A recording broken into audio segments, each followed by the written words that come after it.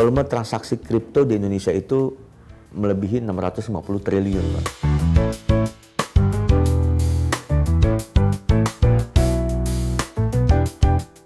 Kalau kita bicara industri, Pak ya, kalau ngelihat data dari tahun 2024 yang tahun lalu, volume transaksi kripto di Indonesia itu melebihi 650 triliun, Pak. Semua harus melewati pengawasan CFX. Karena trading atau transaksi perdagangan kripto ini masih di masing-masing pedagang. Namun sekarang sudah terkoneksi secara sistem dengan bursa. Bursa CFX ini akan memantau, mengawasi seluruh perdagangan yang terjadi. Nah, gimana Pak, Bapak caranya membangun satu tim yang solid ya? Tim kita ini banyak talent-talent yang kita ambil itu dari generasi milenial dan Gen Z. Karena di generasi inilah yang sangat paham akan dunia kripto. Dan generasi ini sangat casual. Apalagi semenjak COVID, semuanya udah bisa dilakukan remotely. Ini jangan dihilangkan. Karena ini yang membuat zona nyamannya mereka.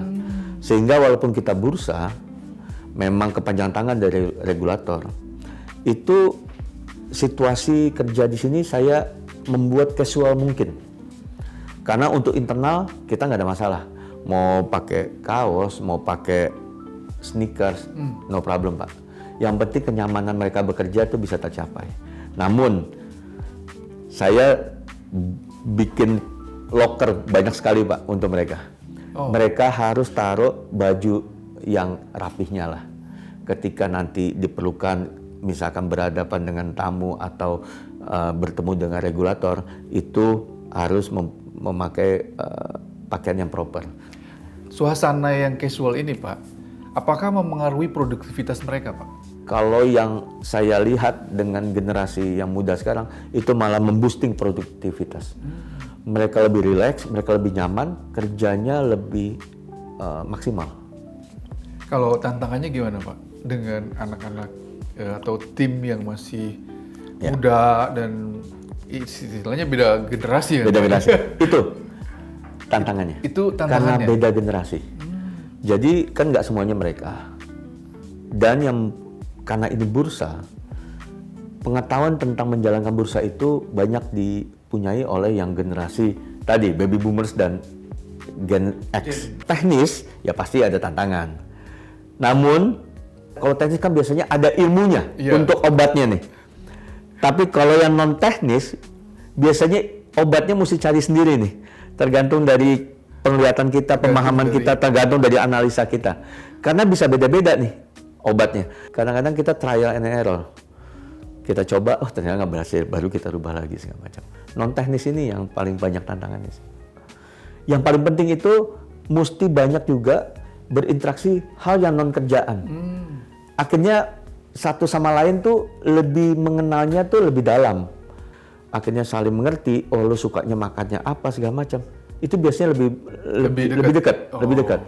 Ketika orang lebih dekat, toleransi lebih ada. Lebih ada. Tak kenal maka tak sayang kan. Betul. Jadi suasana itu yang saya harus ciptakan. Tapi kan mereka orang-orang IT ya Pak ya. Bagaimana itu bisa terjadi Pak? Bisa orang IT tapi banyak ngobrol dengan yang lain gitu Pak.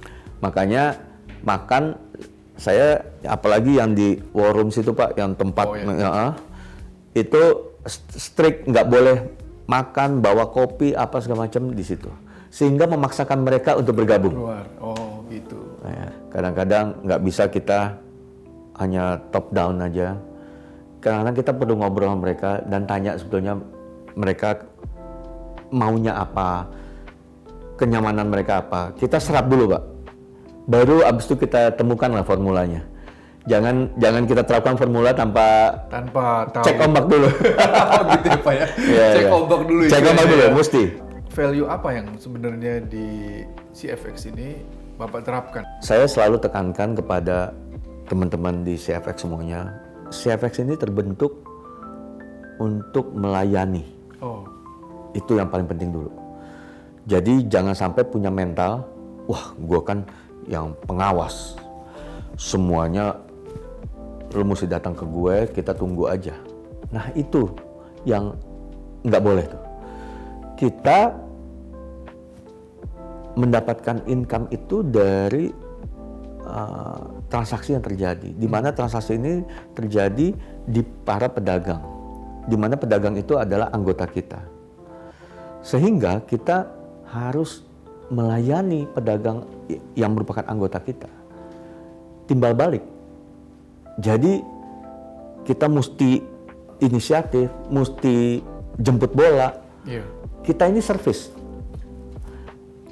Company ya Pak? Service company. Ya pengawasan kan service Pak.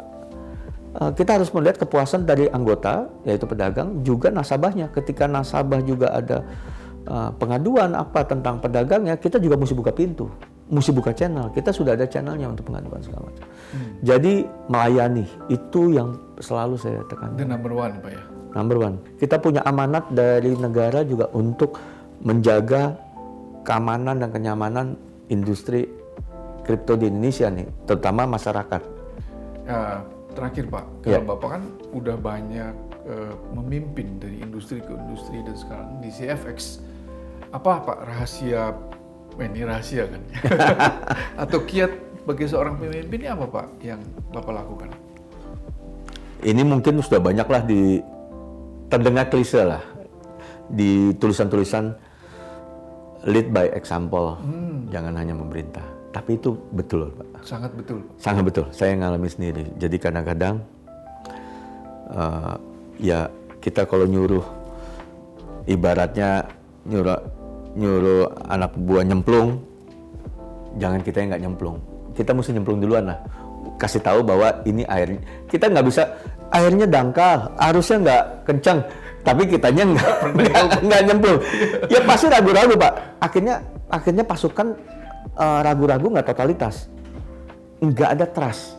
Iya. Ketika kita nyemplung dan buktikan bahwa itu airnya ternyata cuma sepaha dan nggak ada arus yang kuat, mereka pede Pak. Dan itu efeknya luar biasa untuk kepercayaan diri dari anak buah, dari tim pasukan, trust. Dulu kita ada WFH Pak, 2 kali dalam seminggu. Jadi dari 5 hari kerja, 2 harinya itu WFH. Kenapa sekarang 5-5-nya full dari mesti masuk ke office? Biar mereka melihat para pimpinannya bekerja. Oh. Kalau kita nggak pernah ketemu, hanya ketemu di hybrid, itu hanya ketemu masalah kerjaan. Ini juga yang membuat mereka akhirnya berinteraksi, hal-hal yang non kerjaan kan akhirnya terjadi di kantor. Contoh-contoh yang dilakukan oleh para pimpinan ini bisa terlihat. Nah, ini sebetulnya yang membuat kita akhirnya kita hilangkan itu WFH.